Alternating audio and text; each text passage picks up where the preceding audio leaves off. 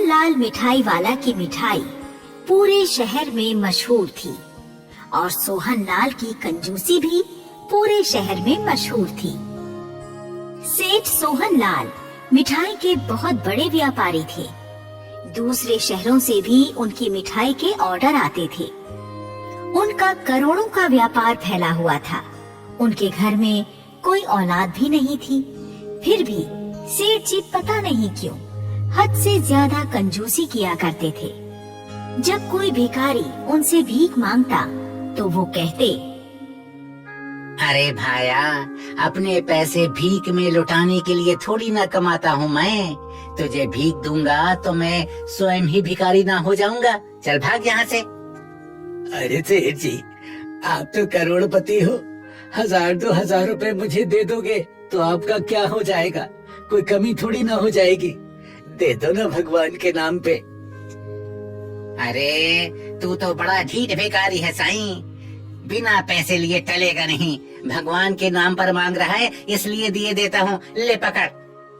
सेठ जी 5 का सिक्का निकालकर भिखारी को दे देते हैं। बस 5 रुपए दे रहे हो सेठ जी, बड़े कंजूस हो।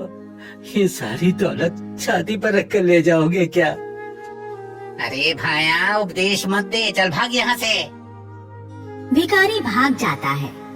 सेठ सोहनलाल जितने बड़े कंजूस थे उतने ही बड़े विष्णु भक्त भी थे।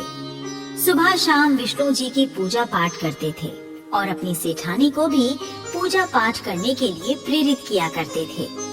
ऐसे ही एक दिन की बात है। सेठ जी अपने घर के मंदिर में पूजा पाठ कर रहे थे। तभी सेठानी वहाँ आती है और कहती है, सुनिए जी, जरा मुझे 11,000 रुपए दे दीजिए।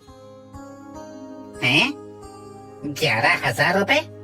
अरे 11,000 रुपयों का तू क्या करेगी सेठानी? अरे हमारी शादी को पूरे 10 साल गुजर चुके हैं, लेकिन अभी तक हम निसंतान हैं। मैं संतान की प्राप्ति के लिए 21 ब्राह्मणों को भोजन कराकर उन्हें दक्षिणा देकर उनसे संतान प्राप्ति का आशीर्वाद लेना चाहती हूँ। अरे भाग्यवान, तेरी मति मारी गई है क्या? अरे तुझे किसने कह दिया कि ब्राह्मणों पर इतना ज्यादा खर्चा करने से हमें संतान की प्राप्ति हो जाएगी? है? अरे संतान तो भगवान की देन है भाग्यवान।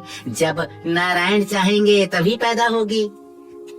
देखिए सेठ जी, आप मेरे काम में बाधा मत डालिए। चुपचाप मुझे 11,000 रुपए दे दीजिए। अरे भाग्यवान, तू एक काम कर, ले 11 रुपए ले ले और 11 रुपयों का गुड़ चना खरीद कर ब्राह्मणों को खिला दे। 11,000 रुपए खर्च करना मेरी हिम्मत से बाहर की बात है भाग्यवान। सेठ की कंजूसी पर सेठानी झल्ला कर वहाँ से चली जाती है। सेठ के मुकाबले में सेठानी काफी दयावान और दान पुण्य करने वाली महिला थी। जब सेठ घर पर नहीं होते थे और कोई कुछ मांगने के लिए आता तो सेठानी उस मांगने वाले को कुछ न कुछ जरूर दे दिया करती थी। एक दिन की बात है, सेठ और सेठानी पूजा की थाली लिए लक्ष्मी नारायण जी के मंदिर में पूजा करने गए तो मंदिर की सीढ़ी पर उन्हें एक बूढ़ी स्त्री बैठी हुई मिली। बूढ़ी स्त्री सेठ से कहती है, सेठ जी, मैं बहुत ही गरीब बुढ़िया हूँ। मुझे अपनी आँखों का ऑपरेशन कराना है। कुछ पैसे तो मैंने जमा कर लिए हैं, पर कुछ पैसों की अभी कमी है। अगर आप कुछ रुपयों से मेरी मदद कर दें तो मुझ गरीब की आंखें ठीक हो जाएंगी सेठ जी। अरे अम्मा, अरे बुढ़ापे पे इन आँखों पर फालतू का खर्चा क्यों करना चाहती है तू?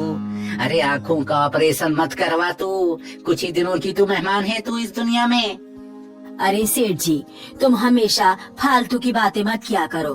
कभी कभी किसी गरीब की मदद भी कर दिया करो। अरे भाग्यवान, तेरी जबान ना बड़ी कैंची सी चला करे है? अरे पैसे कोई पेड़ पर लगे हैं क्या जो तोड़ूं और दूसरों की मदद के लिए दे दूं? तो चल यहाँ से, हमें पूजा के लिए देर हो रही है। भाग। सेठ सेठानी को लेकर मंदिर की सीढ़ियाँ चढ़ जाता है।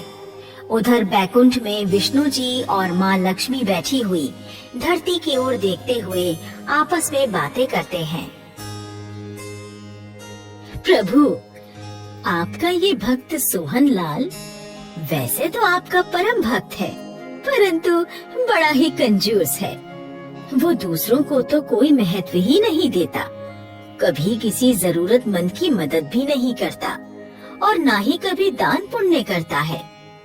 फिर भी आप इस कंजूस को अनदेखा करते हैं। हाँ देवी, मैं भी इसी बारे में ही सोच रहा हूँ कि इसे मानवता और भलाई के मार्ग पर कैसे लाया जाए। स्वामी, आपका ये कंजूस भक्त अगर ऐसा ही रहा तो इसका उद्धार कैसे होगा? तुम चिंता मत करो देवी, मैं अपने इस भक्त को सही मार्ग पर लाने का कोई न कोई उपाय अवश्य करूंगा। फिर एक दिन की बात है, सेठ सोहन लाल गहरी नींद में सो रहा था। तभी उसके सपने में विष्णु जी प्रकट हुए और कहने लगे, सोहनलाल, मैं तुमसे अत्यंत नाराज हूँ। मेरे प्रभु, मैं तो आपकी भक्ति पूरे मन से करता हूँ, फिर आप मुझसे नाराज क्यों हैं प्रभु? हाँ, ये सत्य है कि तुम मेरे परम भक्त हो, परंतु तुम आवश्यकता से अधिक ही कंजूस हो। कभी किसी जरूरतमंद की मदद नहीं करते हो और न कभी दान पुण्य के काम करते हो। इसी कारण हम तुमसे नाराज हैं। नहीं नहीं प्रभु, आप ऐसा मत बोलिए, आप मुझसे नाराज मत होइए प्रभु। आप जैसा मुझे आदेश देंगे मैं वैसा ही करूँगा। तो सोहनलाल, अगर तुम मुझे अपनी भक्ति से प्रसन्न करना चाहते हो तो किसी भूखे ब्राह्मण पति पत्नी को 7 प्रकार के व्यंजनों वाला भोजन कराओ। तत्पश्चात उसे दान भी देना, और दान इतना देना कि उसका झोला भर जाए। जैसी आपकी आज्ञा प्रभु, जैसी आपकी आज्ञा। मैं आपके दिए आदेश का पालन अवश्य करूँगा। बस आप मुझसे नाराज मत होना प्रभु, नाराज मत होना। उसके बाद सेठ की नींद टूट गई। सेठ तुरंत अपनी सोई हुई सेठानी को जगाता है और अपने सपने वाली सारी बात बताता है। फिर सुबह होने पर सेठ और सेठानी सबसे पहले अपनी पूजा पाठ करते हैं, फिर दोनों नाश्ता करते हैं और उसके बाद सेठ किसी ब्राह्मण पति पत्नी को तलाश करने के लिए शहर में निकल जाता है। सेठ को घूमते घूमते शाम हो गई, लेकिन उन्हें कोई ब्राह्मण पति पत्नी नहीं मिले। तो वो वापस अपने घर लौट आए और सेठानी को बताने लगे, अरे भाग्यवान, मैंने तो पूरा शहर ढूंढ लिया, लेकिन मुझे कोई ब्राह्मण पति पत्नी नहीं मिले। अब क्या होगा सेठ जी? आप भगवान से किया हुआ अपना वादा कैसे पूरा करेंगे? तभी घर के गेट पर 2 ब्राह्मण पति पत्नी आए। भगवान के लिए इस घर से हमें कुछ मदद मिल सकती है क्या? हम दोनों पति पत्नी 2 दिनों से भूखे भी हैं। क्या हमें इस घर से कुछ खाना मिल जाएगा? ब्राह्मण की पुकार सुनकर सेठ और सेठानी घर के बाहर आ गए और ब्राह्मण ब्राह्मणी को देखकर खुश हो गए। सेठ जी, देखिए, भगवान जी ने हम पर कृपा कर दी। ब्राह्मण देवता अपनी पत्नी के साथ खुद चलकर हमारे घर आ गए। ब्राह्मण देवता, आप दोनों कृपया अंदर चलिए, हम आपको भोजन भी करवाएंगे और दान दक्षिणा भी देंगे। घर के अंदर बुलाकर सेठ और सेठानी ब्राह्मण और उसकी पत्नी को बड़े प्यार से 7 प्रकार के व्यंजन परोसते हैं। ब्राह्मण और उसकी पत्नी खाना शुरू करते हैं और खाते ही जाते हैं। सेठ और सेठानी खाना परोसते चले जाते हैं और ब्राह्मण ब्राह्मणी खाना खाते चले जाते हैं, लेकिन उनका पेट ही नहीं भरता। वो दोनों पति पत्नी कुछ ही देर में घर का सारा खाना खा जाते हैं। घर का सारा आटा दाल चावल वगैरह सब खत्म हो जाते हैं। तो सेठ और सेठानी परेशान हो जाते हैं कि अब क्या खिलाएं। फिर सेठ जी मन ही मन भगवान विष्णु को याद करते हैं और कहते हैं, हे मेरे भगवान, हे माँ लक्ष्मी, घर का सारा राशन समाप्त हो गया, लेकिन इन दोनों के तो पेट ही नहीं भर पा रहे हैं। अब मैं क्या करूं भगवान, आप ही कुछ युक्ति सुझाओ मेरे प्रभु। सेठ जी भगवान को याद कर ही रहे थे कि तभी ब्राह्मण कहने लगा, हमारा पेट भर गया है सेठ जी, अब हम और कुछ नहीं खाएंगे। आपने हमें भोजन कराकर तृप्त कर दिया है, अब हमें जाने की अनुमति दीजिए। ठीक है ब्राह्मण देवता, किंतु आपको विदा करने से पहले मैं आपको कुछ दान दक्षिणा भी देना चाहूंगा, कृपया स्वीकार करें।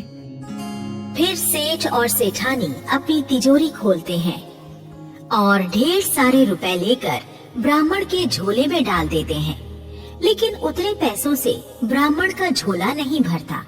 तब सेठ जी और ज्यादा रुपए लाकर झोले में डालते हैं, झोला फिर भी नहीं भरता। ब्राह्मण का झोला ना भरता हुआ देखकर सेठ जी अपनी तिजोरी की सारी धन दौलत ब्राह्मण के झोले में लाकर डाल देते हैं, लेकिन झोला फिर भी खाली ही रहता है। तो सेठ परेशान होकर सेठानी से कहते हैं, अरे सेठानी, मैंने अपनी सारी दौलत ब्राह्मण देवता के झोले में डाल दी, फिर भी इनका झोला खाली है, जबकि भगवान विष्णु ने कहा था कि मैं इतना दान दूं ताकि ब्राह्मण का झोला भर जाए। अब मैं क्या करूं, कैसे इनका झोला भरूं? ऐसा करते हैं, इन्हें घर का सारा सामान भी दे देते हैं। फिर सेठ और सेठानी मिलकर घर के कपड़े, बर्तन और कीमती सामान ला कर ब्राह्मण के झोले में डालने लगते हैं। झोला फिर भी खाली ही रहता है। तो ब्राह्मण कहता है, सेठ जी, अभी मेरा झोला भरा नहीं है, कुछ और डालिए इसमें। ब्राह्मण देवता, मैंने अपना सब कुछ इस झोले में डाल दिया है, किंतु ये झोला अभी तक खाली है। अब तो मेरे पास ये घर बचा है, ये घर भी मैं आपको दान कर रहा हूँ ब्राह्मण देवता। आज से आप दोनों सुख पूर्वक इस घर में रहिए, हम दोनों कहीं किराए पर जाकर रह लेंगे भगवान। तभी ब्राह्मण और उसकी पत्नी भगवान विष्णु और लक्ष्मी जी के रूप में परिवर्तित हो जाते हैं। विष्णु जी कहते हैं, सोहनलाल, हम तुम्हारी परीक्षा लेने के लिए ब्राह्मण रूप में यहाँ आए थे। मेरे कहने पर तुमने अपनी कंजूसी को त्याग कर जिस सच्चे भाव से अपना सब कुछ हमें दान कर दिया, तुम्हारे उस दान से हम बहुत प्रसन्न हुए। तुम अपनी परीक्षा में सफल हो गए हो। अब तुम दोनों पति पत्नी मरणोपरांत अवश्य ही मोक्ष प्राप्त करोगे। और मैं भी तुम्हें वरदान देती हूँ, तुम्हें इसी वर्ष एक पुत्र की प्राप्ति होगी। माता, आप दोनों ने दर्शन देकर और पुत्र प्राप्ति का वरदान देकर हमें धन्य कर दिया। आप दोनों को कोटि कोटि प्रणाम भगवान, कोटि कोटि प्रणाम। उसके बाद सदैव सुखी रहने का आशीर्वाद देकर विष्णु जी और लक्ष्मी जी वहाँ से अंतर ध्यान हो जाते हैं। सेठ का सारा सामान और दौलत वापस मिल जाती है। सेठ सोहनलाल अब दान पुण्य और दूसरों की सहायता करने का महत्व अच्छी तरह समझ चुका था, इसलिए अब वो गरीबों को खूब दान देने लगा और जरूरतमंदों की दिल खोलकर मदद भी करने लगा। कुछ महीनों बाद सेठानी ने एक सुंदर से पुत्र को जन्म दिया और सेठ अब पहले से कई गुना ज्यादा अमीर भी हो गया और सुखी जीवन जीने लगा। सीख, इस कहानी से हमें यही सीख मिलती है कि कंजूसी भगवान को भी नाराज कर देती है, इसलिए हमें कभी कंजूसी नहीं करनी चाहिए। भाग्य ने हमें जो कुछ दिया है उसमें से कुछ दान भी करते रहना चाहिए।